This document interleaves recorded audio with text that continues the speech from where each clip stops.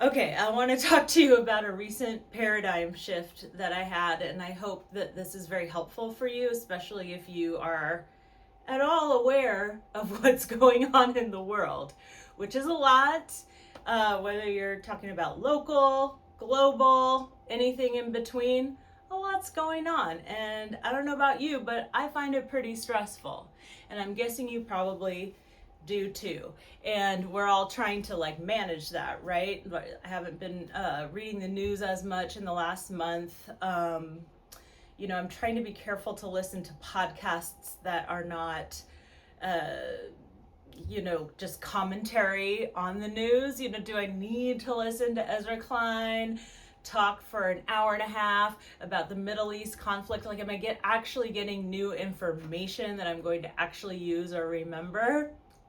Honestly, not really. Like, I do not need to fully understand everything that is going on. Let me get to my point.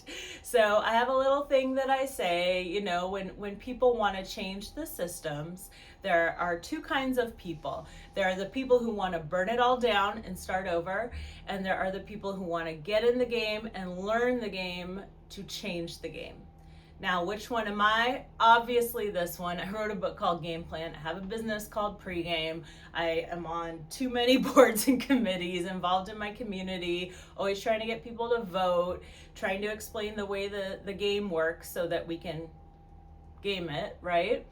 And sometimes I get irritated by the burn it all down people, even though I kind of know they're right. But I don't mean right versus the game approach. I mean right as in, what if both things were true? But I do get frustrated with the burn it down people because they get in the way of what I'm trying to do with the game sometimes. Let me give you an example. Often the kind of client that calls me up to do a strategic plan, to do professional development training, for their team, if they're, honestly, this is the way it can be, if they're even open to a woman of color providing those services, often their values are aligned in such a way, which we can assume is maybe further left, more about equity and equality.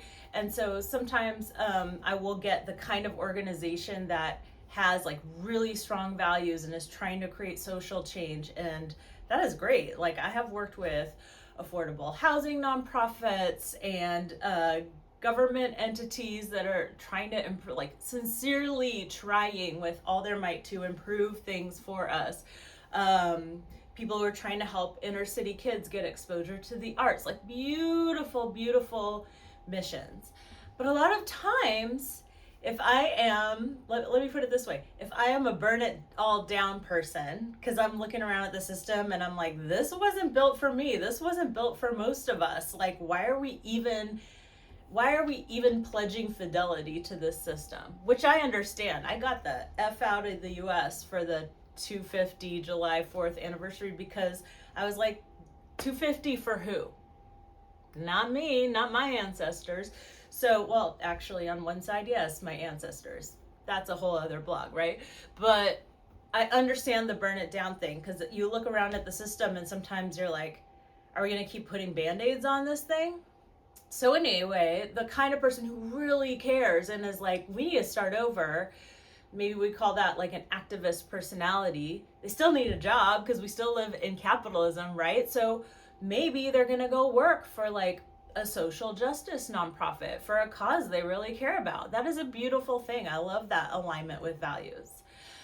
But here's where we get in trouble with that. It's very easy to pick the wrong enemy. And I think we've all experienced this before in our lives.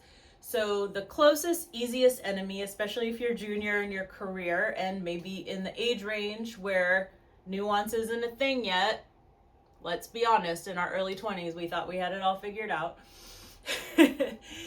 That person on staff becomes not the solver, but the saboteur. So that person is sabotaging progress or just getting things done, getting services out to the people who need it, because they're trying to burn it all down from the inside, or they decide their manager or the executive director is the enemy. They're not the enemy, it's the system. It's the people who uphold the system, all of that.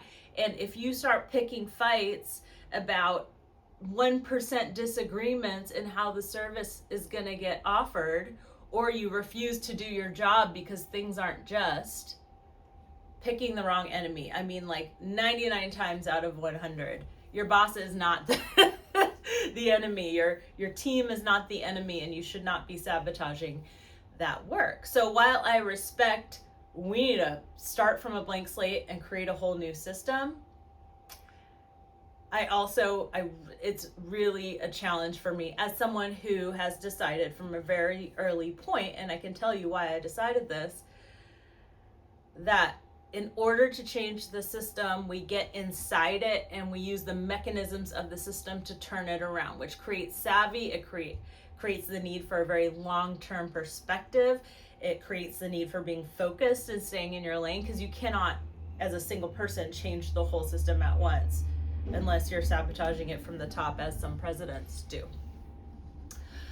So I read a book over my vacation, a fiction book, which is unheard of in my repertoire. I only read nonfiction normally. And part of the reason for that is I'm like, well, I need to learn things and get more information and improve myself. And I don't have time to invest in a fiction book. Meanwhile, I need to rewatch all 500 and some episodes of Law and Order SVU. So yes, I understand the reasoning is problematic. So anyway, when I'm on vacation, I'm definitely more open to reading fiction book, and I keep a list of fiction books that people have recommended to me. And one of those, or maybe I like read about it somewhere or something. So I got one from the library, and it was called The Ministry of the Future. Have you read it? Stanley Robinson? Anyway, obviously if you Google The Ministry of the Future, you'll find it. I absolutely love this book. Like, if you are a big fiction person, you could probably pick things apart, but I just thought the way it was written and the story, I was glued to it. And it is not a short book, but the premise is like near future climate change, like getting to that point of no return, and like, are we going to actually rise to the occasion? And I love, near future apocalypse is my favorite genre. I will be at that movie, I will watch that limited series, and I will read that book. Okay, so if you know of one you recommend, please let me know, because I love lingering my brain on an apocalypse. It makes my problems seem smaller, perhaps. Like, even to Sharknado, I will watch that, and I will watch the sequel. I digress. So in this book, in this sweeping global narrative, the problem cannot be solved unless it is a mix, and this is our biggest global problem of the moment, right? The problem cannot be solved unless there is a combination of grassroots organizing, people on the ground getting in the streets, mobilizing, switching their online accounts so that they own their own information, like these movements that come in fits and starts. I mean, I think the book takes place over like 40 years, so it doesn't happen overnight. But the book also centers on the Ministry of the Future, which is this fictional body that's formed by the UN, and the people who run it, and how they have to play a super long game around changing some mechanisms in capitalism, because capitalism is so strong and the banks ultimately run the world in this premise, maybe in reality. And so it takes tweaking at that level and like very savvy politics of convincing people that this is a good tactic, and not the people, like the billions of people on earth, but like the few stakeholders at this level. And it really hit home for me. Like, the thing I took away from this book, among many things, it really hit me, was that both groups changed the game from the inside, and grassroots, bottom-up organizing disruption for our biggest problems it probably will take both. So what does that mean?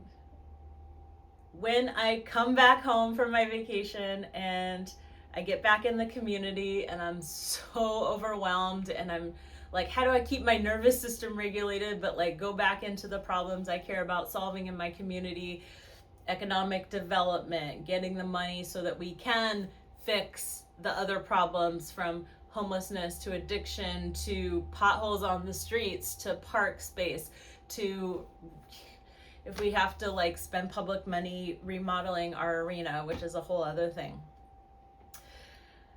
Before I go back into that, you know, so much of being able to do that successfully is like a mindset where you don't go absolutely bonkers.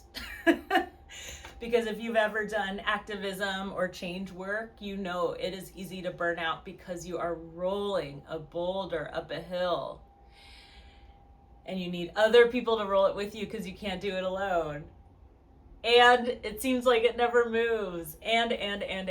So how do you not go to a place of despair? Which is not helpful to you, and it's not helpful to the cause that you care about. You are allowed to take rests. Absolutely. We all get to rest. Rest is a right. You get days off.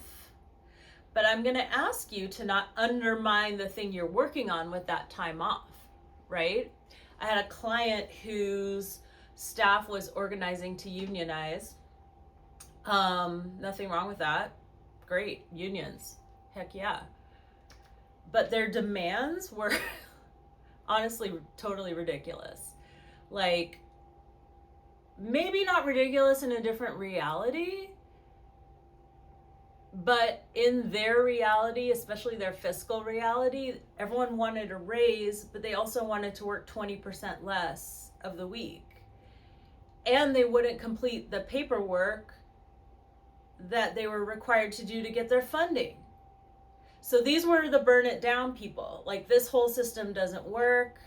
They were a little bit inside the game to change the game. Like, they were going by some traditional channels, like going to a union and getting help from them.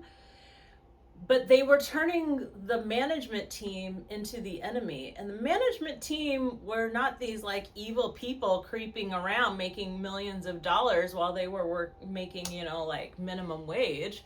No, these were people who've spent their whole careers dedicated to like ending our society's biggest problems, and they're doing their best, and they're out there actually talking to the stakeholders and getting the funding and making the money that entry-level employees who do deserve to make more money and do deserve more rest are not capable of doing that job, but they're mad at management for making more money than they do. Should everyone make the exact same salary? I mean, maybe if you're into communism. And I'm not saying communism is even bad. Oh, here we go, flagged. I'm just saying, understand what you're saying when you're suggesting these things. Do not turn the people who care about the same values and the same cause, the same mission, into your enemy. Stay focused on where the system's actually broken and who's really at the nexus of that. That's what you disrupt. You don't disrupt the person who's putting in, 50% more hours than you to go get the money so you get a paycheck. That's not the enemy. So anyway, as I go back into some of my public service, volunteer work, and of course my volunteer work a lot of times also gets to go on my resume. So there's, we always, there's degrees of public benefit versus personal benefit, right? But I also do volunteering that nobody knows about, which is important for my trying to stay humble in these streets.